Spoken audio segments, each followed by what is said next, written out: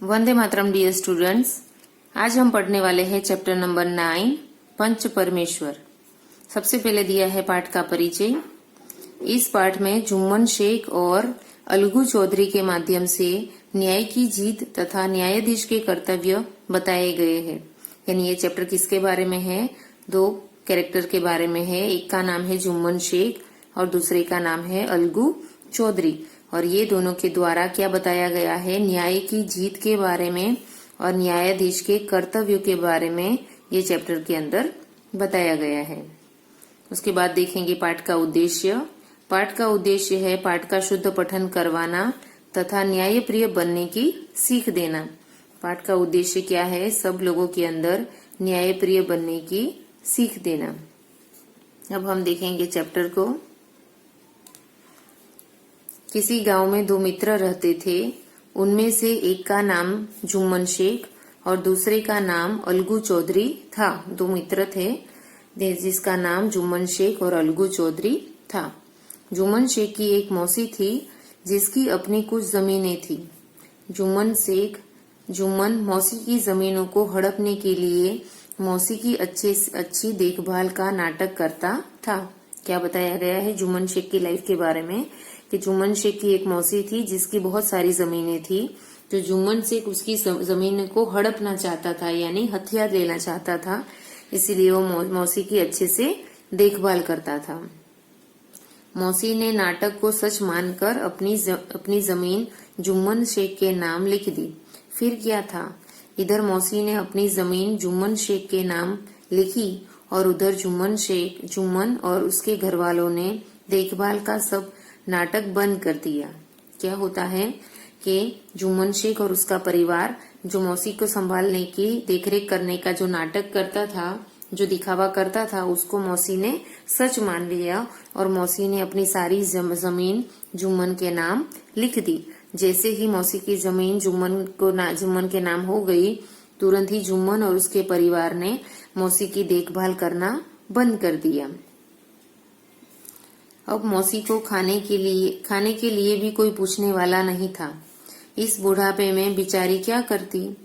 मजबूर मौसी के पास पंचों को अपनी पीड़ा बताने के अतिरिक्त अब कोई चारा नहीं था।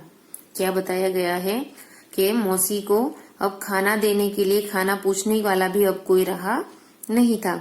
अभी बुढ़ापे में बूढ़ी मौसी अब क्या करती?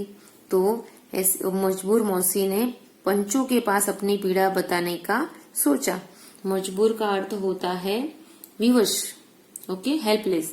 ऐसी हेल्पलेस मौसी ने पंचों के पास, गांव के अंदर छोटे बड़े झगड़ों को सुलझाने के लिए एक पंच होता है जिसके अंदर चार पांच लोग ऐसे होते हैं जो लोग पूरी कहानी सुनकर, पूरी घटना सुनकर उसके आधार पर निर्णय सुनाते हैं। ऐसे अनुभवी चार पांच लोगों का एक टीम जैसा होता है। तो ऐसा पंच के पास मौसी ने जाने का और अपनी पीड़ा, अपनी तकलीफ बताने का सोचा। ये बताने के अतिरिक्त, यानी इसके अलावा, पंचों को अपनी बात बताने के अलावा उसके पास और कोई चारा नहीं था। कोई चारा न होना वो एक मुहावरा है जिसका अर्थ होता है कोई रास्ता न मिलना। ओके, अब देखेंगे आगे। पंचायत बुलाई गई। पंचों ने मौसी को सरपंच चुनने के लिए कहा। क्या हुआ? मौसी ने जैसे ही अपनी प्रॉब्लम बताई, तुरंत सब पंचों को बुलाया गया और मौसी को पूछा गया कि तुम किसको सरपंच चुनोगी? ओके, सरपंच का अर्थ होता है मुख्य न्यायकर्ता। मुख्य न्यायकर्ता तुम किसको चुनोगी? मौसी ने अलगू चौधरी को सरपंच चुना। किसको सरपंच चुना? अलगू चौधरी को। कौन था अलगू चौधरी? यस, शेख जुम्मन का भाई था, तो उसी को ही उसने सरपंच चुना।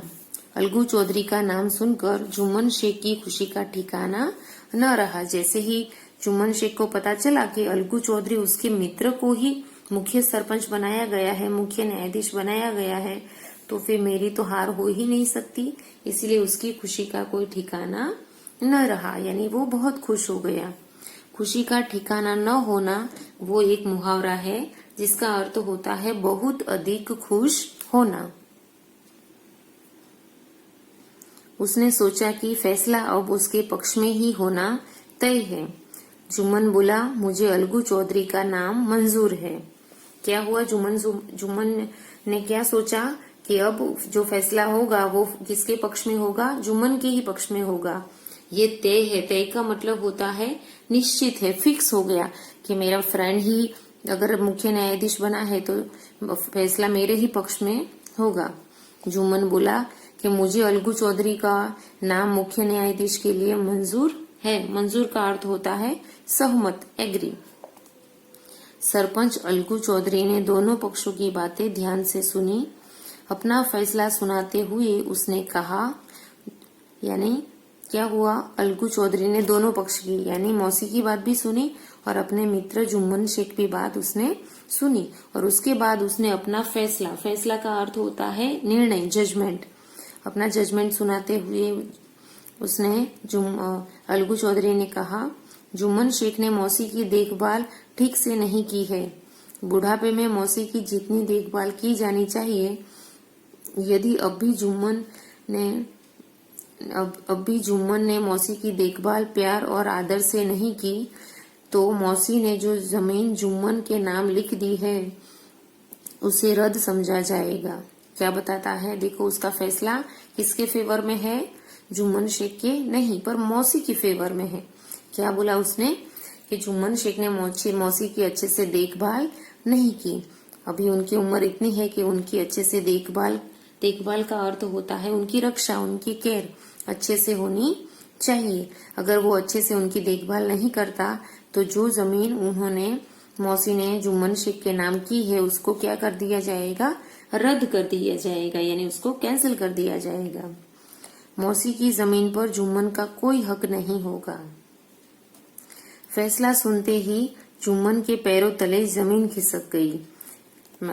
जब अलगू चौधरी ने ऐसा फैसला सुनाया कि अगर जुम्मन शेख ने मौसी की अच्छे से देखभाल नहीं की तो मौसी की जमीन के ऊपर जुम्मन शेख का कोई हक नहीं होगा, ऐसा फैसला सुनाया तो सुनते ही जुम्मन शेख के पैरों से जमीन खिसक गई, यानी वो हैरान हो गया, उसके होश उड़ गए।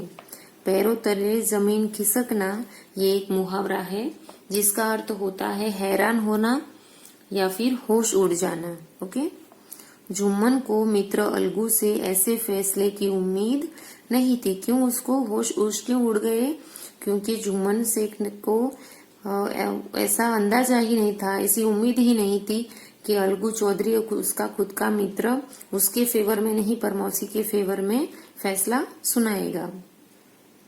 इस फैसले का परिणाम यह हुआ कि दोनों की मित्रता में दरार पड़ गई। क्या हुआ इस फैसले के कारण कि उस फैसले का परिणाम ये आया, यानी फल, उसका नतीजा ये आया कि दोनों की मित्रता में दरार पड़ गई। दरार पड़ना यानी संबंध या रिश्ते में दूरी आ जाना। ओके, ये एक मुहावरा है, दरार पड़ जाना यानी संबंध या रिश्ते में दूरी आ जाना। तो ये फैसले के कारण दोनों की मित्रता में क्या आ गया, डिस्टेंस आ गया, दूरी आ गई। जुम्मन ने मन ही मन अलगू से बदला लेने की बात सोची। जुम्मन ने मन ही मन सोचा कि जब भी मौका मिलेगा तब मैं उससे इस बात का बदला जरूर लूंगा। ओके, तो आगे क्या होता है जुम्मन के साथ और अलगू के साथ वो नेक्स्ट वीडियो में हम लोग देखेंगे।